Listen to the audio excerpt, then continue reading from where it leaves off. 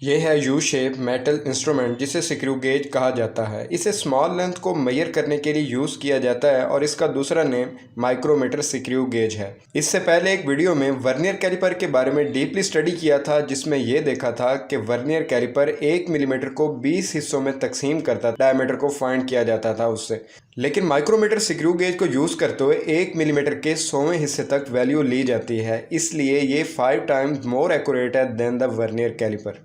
Micrometer screw gauge को use करते हुए रीडिंग कैसे ली जाती है, इसके अंदर कौन कौन से पार्ट्स हैं और ये वर्क कैसे करता है, ये सब चीज़ें डिटेल में देखते हैं। सबसे पहले स्क्रू गेज की कंस्ट्रक्शन को देखते हैं। ये एक यू शेप मेटल फ्रेम है, जो आपको ये नज़र आ रहा है, ये सारा यू शेप मेटल फ्रेम है। इसके ऊपर 2 मेटल रॉड्स हैं, एक लेफ़्ट साइड वाला और एक राइट साइड वाला। जो राइट साइड वाला है ये मूवेबल होता है, जैसे ही आप सर्कुलर स्केल को रोटेट करेंगे तो ये मूव करेगा, और जो लेफ़्ट साइड वाला है ये वाला फिक्स होता है, ये मूव बिल्कुल नहीं करता। जब किसी भी ऑब्जेक्ट की लेंथ को फाइंड करना होता है, इन दोनों रॉड्स के दरमियान इसे प्लेस किया जाता है और उसकी लेंथ को फाइंड आउट किया जाता है। राइट साइड वाले रॉड को स्पिंडल कहा जाता है और लेफ़्ट साइड वाले रॉड को स्टड कहा जाता है। ये है सर्कुलर स्केल, जो कि रोटेटेबल होता है। इसे रोटेट किया जाए तो इसके ऊपर वैल्यूज़ इस तरह से चेंज होती हैं, जैसा कि यहाँ पर आप देख सकते हैं कि जैसे जैसे आप रोटेट करेंगे तो इसके नीचे एक और स्केल ओपन हो गया, जिसे मेन स्केल कहा जाता है। सर्कुलर स्केल स्लाइड करता है मेन स्केल के ऊपर, और मेन स्केल के ऊपर जो टोटल रीडिंग्स दी हुई होती हैं वो 25 मिलीमीटर तक दी होती हैं। इसलिए जो मेन स्केल पर जो रीडिंग मैक्सिमम ली जा सकती है वो होती है 25 मिलीमीटर। जैसे ही सर्कुलर स्केल को एंटी क्लॉकवाइज रोटेट किया है तो इसके ऊपर जो रीडिंग्स शो हो रही हैं, नंबर ऑफ़ रीडिंग, वो 25 तक शो हो रही हैं। मींस कि आप मेन स्केल पर सिर्फ 25 मिलीमीटर तक वैल्यूज़ को ले सकते हैं। मेन स्केल के ऊपर जो ये लाइंस दी गई हैं, हर लाइन 1 मिलीमीटर की है। मींस कि यहाँ से 0 से लेकर 5 तक 5 मिलीमीटर, हर लाइन 1 मिलीमीटर को शो करती है। तो 0 से लेकर 5 तक 5 मिलीमीटर्स, यहाँ तक 10 मिलीमीटर्स, इसी तरह 25 लाइंस लगाई हुई हैं। 25 मिलीमीटर ही इसकी वैल्यू होगी। अब ये जो सेंटर में स्ट्रेट लाइन नज़र आ रही है, इसे कहा जाता है बेस लाइन, और इसके नीचे जो लाइंस दी गई हैं, हर लाइन 0.5 मिलीमीटर को शो करती है। मेन स्केल पर रीडिंग लेने के लिए बेस लाइन से ऊपर जो लाइंस दी गई हैं, पहले इन्हें काउंट किया जाता है, जो कि मिलीमीटर्स में है। अगर यहाँ पर काउंट किया जाए तो बेस लाइन से ऊपर 5 लाइंस हैं, और इसके नीचे अगर देखा जाए तो ये एक स्मॉल लाइन आपको नज़र आ रही होगी। ये जो स्मॉल लाइन है ये 0.5 को शो कर रही है। जैसे ही रीडिंग लेंगे तो ऊपर वाली लाइंस को पहले काउंट करेंगे, उसके बाद देखेंगे कि अगर कोई नीचे लाइन शो हो रही है 0.5 वाली तो उसे भी साथ ऐड करेंगे।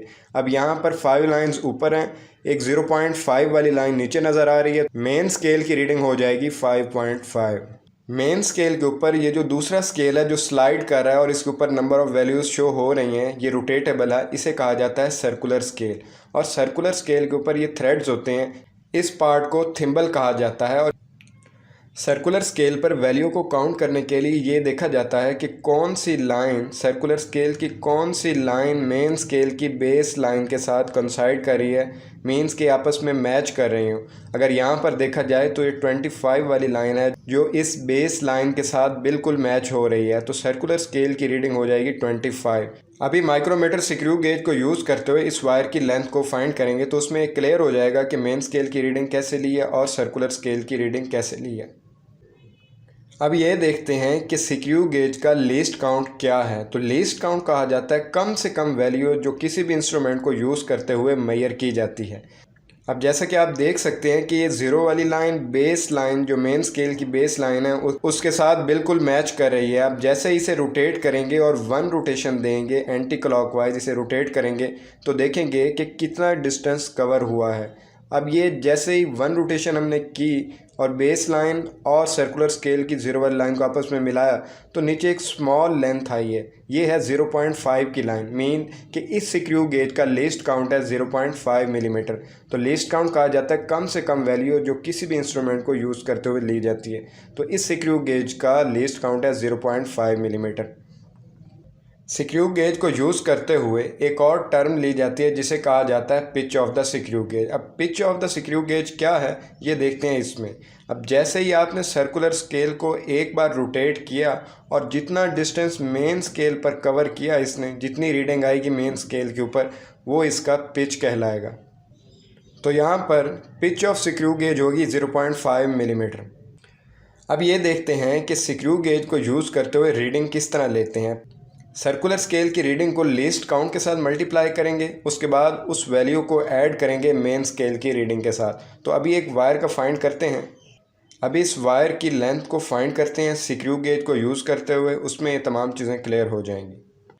ये एक वायर है मेरे पास, इसे मैंने स्टड और स्पिंडल के दरमियान प्लेस किया और इसे प्लेस करने के बाद सर्कुलर स्केल को रोटेट किया और रोटेट करने के बाद इसकी पोजीशन को फिक्स कर दिया।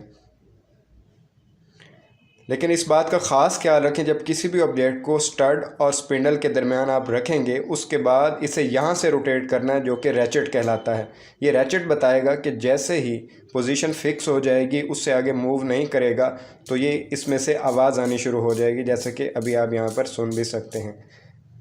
अगर आप यही काम सर्कुलर स्केल से करेंगे, इसे आगे की तरफ मूव करवाएंगे, तो हो सकता है वैल्यूज़ के अंदर वेरिएशन आ जाए और फाइनल रिज़ल्ट में एरर आ जाएगा। जैसे ही आप वायर को स्टड और स्पिंडल के दरमियान प्लेस कर लेंगे, उसके बाद रैचेट की मदद से इसे मुकम्मल तौर पर क्लोज़ कर दें। जब ये फिक्स हो जाएगा तो यहाँ से आवाज़ आएगी, जिसका मीनिंग ये होगा कि ये फर्दर रोटेट नहीं कर सकता। जो भी चीज़ आपने स्पिंडल और स्टड के दरमियान प्लेस की थी वो बिल्कुल फिक्स हो चुकी है और अब वो मूव नहीं करेगी। उसके बाद लॉक नट की मदद से आप इसे यहाँ से क्लोज़ कर देंगे और फिर इसके बाद इसकी वैल्यू को काउंट करेंगे। अब अगर मेन स्केल की रीडिंग को देखा जाए तो ऊपर सिर्फ एक लाइन शो हो रही है, मीन्स के 1 मिलीमीटर ऊपर है बेस लाइन से ऊपर, और बेस लाइन के नीचे एक लाइन शो हो रही है जो कि इससे आगे है। ऊपर वाली लाइन से आगे यहाँ पर एक ही लाइन नज़र आ रही है जो कि 0.5 की है। तो मेन स्केल की रीडिंग हो जाएगी 1.5। 1 को 0.5 में ऐड करेंगे तो 1.5 रीडिंग आ जाएगी मेन स्केल की। अब अगर सर्कुलर स्केल की रीडिंग को देखें कि सर्कुलर स्केल की कौन सी लाइन मेन स्केल की बेस लाइन के साथ बिल्कुल मैच कर रही है, तो यहाँ पर 40 वाली लाइन बेस लाइन के साथ मैच कर रही है। तो सर्कुलर स्केल की जो रीडिंग होगी वो होगी 40 मिलीमीटर। अब इसे 40 को मल्टीप्लाई करेंगे लीस्ट काउंट से, जो कि 0.01, और ये फाइनल वैल्यू आ जाएगी आपके पास सर्कुलर स्केल की। मेन स्केल की रीडिंग यहाँ पर 1.5 शो हो रही है, इसे ऐड करेंगे सर्कुलर स्केल की रीडिंग के अंदर और फाइनल रिजल्ट आ जाएगा। तो इस तरह से स्क्रू गेज को यूज़ करते हुए हम किसी भी ऑब्जेक्ट की लेंथ को मेजर कर सकते हैं।